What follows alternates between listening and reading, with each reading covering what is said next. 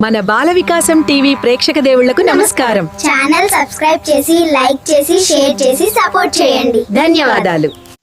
అనగనగా రామాపురం అనే ఒక అందమైన పల్లెటూరు ఉండేది. ఆ పల్లెటూరులో రామయ్య, జానకమ్మ అనే ఇద్దరు భార్యాభర్తలు జీవించేవారు. వారికి ఉన్న కాస్త పొలంలో వ్యవసాయం చేసుకుంటూ సంతోషంగా జీవనం సాగించేవారు రామయ్య మరియు జానకమ్మ. ఇలా ఉండగా ఒక్కసారి వారు తమ పొలంలో మిరప పంట వేశారు.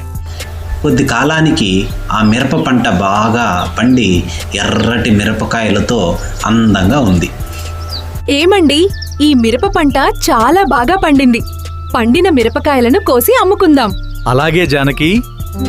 అలా వారు ఎంతో సంతోషంతో తాము తెచ్చుకున్నటువంటి వెదురు బుట్టలో మిరపకాయలను కోసి వేయడం ప్రారంభించారు. ఇంతలో ఉన్నట్టుండి, అమ్మా, నాన్న, నన్ను కోసి అమ్మకండి. మీ బిడ్డలాగా నన్ను పెంచుకోండి.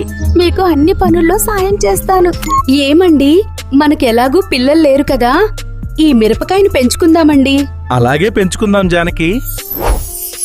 అలా వారు ఎంతో సంతోషించి ఆ చిట్టి పొట్టి బుజ్జి బుడ్డమిరపకాయని తమతో పాటు ఇంటికి తీసుకొని వెళ్ళారు.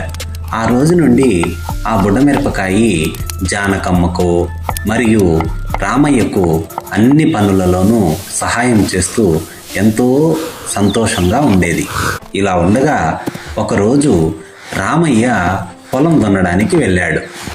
మధ్యాహ్నం వేళ ఈ బుడ్డమిరపకాయ రామయ్య కోసం భోజనం తీసుకొని పొలానికి బయలుదేరి వెళ్ళింది. వెళ్ళిన తర్వాత, మీకోసం భోజనం తెచ్చాను, తిందురు రండి. మీరు ఇంటికి వెళ్ళండి నాన్న.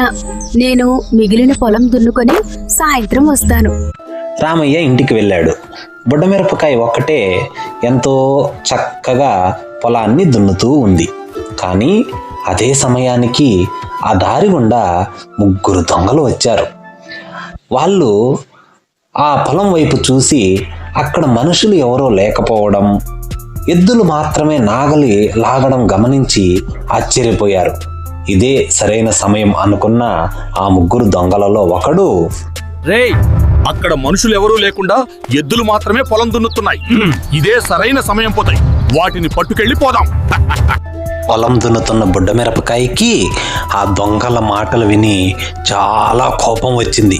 వెంటనే వాళ్ళ దగ్గరికి వచ్చి, రేయ్, ఎవర్రా మీరంతా? కొంపదీసి దొంగలా? మా ఎద్దుల కాపలా నేనున్నా, వెళ్ళండి ఇక్కడి నుండి. కానీ ఆ దొంగలు బుడ్డమిరపకాయ మాట కొంచెం కూడా లెక్క చేయకుండా అక్కడ ఉన్న మట్టిని ఆ బుడ్డమిరపకాయ నెత్తిన వేసి ఆ ఎద్దులను పట్టుకొని వెళ్ళిపోయారు. సాయంత్రం అవుతున్నా నా బిడ్డ మిరపకాయ ఎందుకు ఇంటికి రాలేదు? ఏం జరిగిందో ఏమో అని ఆందోళన చెందుతూ బుడ్డమిరపకాయను వెతుక్కుంటూ పొలం దగ్గరికి వచ్చిన రామయ్యకు మట్టి కింద బుడ్డమిరపకాయ పడి ఉండడం చూసి బాధ వేసింది. దానిని బయటికి తీశాడు. విషయం తెలుసుకున్నాడు. సరేలే, నీవైనా ప్రాణాలతో మిగిలావు, అది చాలు, ఎద్దులు పోతే పోని అని బుడ్డమిరపకాయకి ధైర్యం చెప్పి బుడ్డమిరపకాయతో సహా ఇంటికి వెళ్ళాడు రామయ్య. కానీ ఆ రోజు రాత్రి బుడ్డమిరపకాయకి అస్సలు నిద్ర పట్టలేదు. నా వల్లే మా నాన్న ఎద్దులు పోగొట్టుకున్నాడు, ఎలాగైనా వాటిని తిరిగి ఇంటికి తీసుకురావాలి అని ఆలోచించింది. మరుసటి రోజు ఉదయాన్నే, ఆ దొంగలు ఎక్కడున్నారో ఎలాగైనా కనిపెట్టి మా ఎద్దులను తిరిగి ఇంటికి తీసుకొని వస్తాను. అలా వెళ్తున్న బుడ్డమిరపకాయను ఒక తేలు చూసి దగ్గరకు వచ్చి, ఎక్కడికి వెళుతున్నావు బుడ్డమిరపకాయ్? ఏదో హడావిడిగా బాధగా ఉన్నట్టు కనిపిస్తున్నావు. మా ఎద్దులను దొంగలు పట్టుకెళ్లారు, వెతకడానికి వెళ్తున్నా. నీవు సాయం చేస్తావా? నీకు తినడానికి ఒక రొట్టె ఇస్తాను. ఆ దుర్మార్గులకు సరైన బుద్ధి చెప్పాలి. నీతో పాటు నేను వస్తాను, తప్పకుండా నీకు సహాయం చేస్తాను అని తేలు చెప్పగానే బుడ్డమిరపకాయకి చాలా సంతోషం వేసింది.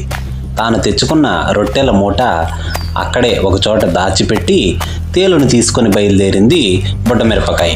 అలా వెళ్తున్న వాటికి దారిలో ఒక పాము ఎదురైంది. ఓ బుట్ట మిరపకాయ్, ఓ తేలు, ఇద్దరూ చాలా హడావిగా వెళ్తూ ఉన్నారు. ఎక్కడికి వెళుతున్నారు?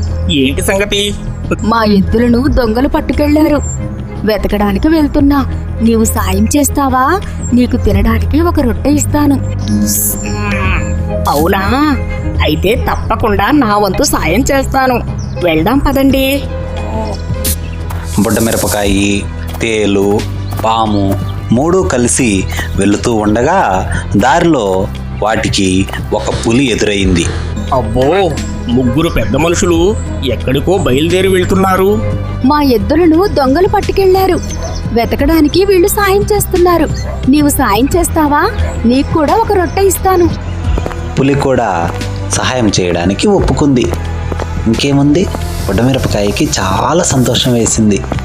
తన స్నేహితులైన తేలు, పాము, పులిని తీసుకొని తన ఎద్దులను వెతుక్కుంటూ బయలుదేరింది బుడ్డమిరపకాయ. అలా వెళ్తూ ఉన్న వాటికి అడవిలో దొంగల గుహ కనిపించింది. ఆ గుహ బయటే ఎద్దులను ఒక చెట్టుకు కట్టి ఉండడం గమనించిన బుడ్డమిరపకాయకి చాలా సంతోషం వేసింది. ఎలాగైనా తన ఎద్దులను విడిపించాలని స్నేహితులతో కలిసి ఒక పథకం వేసింది. అనుకున్న పథకం ప్రకారం తేలు మొదటగా పక్కనే ఉన్న ఒక చిన్న గూటిలో దాక్కునింది. అలాగే పాము ఆ గుహ బయట ఉన్న ఎండు కట్టెల మధ్యలో దాక్కునింది. పులి ఆ గుహ పక్కన ఉన్న ఒక చెట్టు చాటున దాక్కునింది. కాసేపటి తర్వాత దొంగలలో ఒకడు పొయ్యి ముట్టిద్దాం అని ఆ పొయ్యి దగ్గరికి వచ్చి అందులో ఉన్న బూడిద తీయబోయాడు. ఇంకేముంది, తేలు ఒక్కసారిగా వాడి మీదకి దూకి వాడి చేతిని కుట్టేసింది. వాడి నొప్పితో విలవిలలాడుతూ కింద పడిపోయాడు. మరొక దొంగ ఎండు కట్టెలు తీద్దాం అని వచ్చి ఒక కర్ర తీయబోయాడు. వెంటనే కర్రల మధ్యలో ఉన్న పాము వాడి చేతిని కరిచేసింది. మూడవ దొంగ ఏం జరిగింది అని బయట వచ్చే లోపు చెట్టు చాటున ఉన్న పులి వాడి మీదకి దూకి దాడి చేసింది.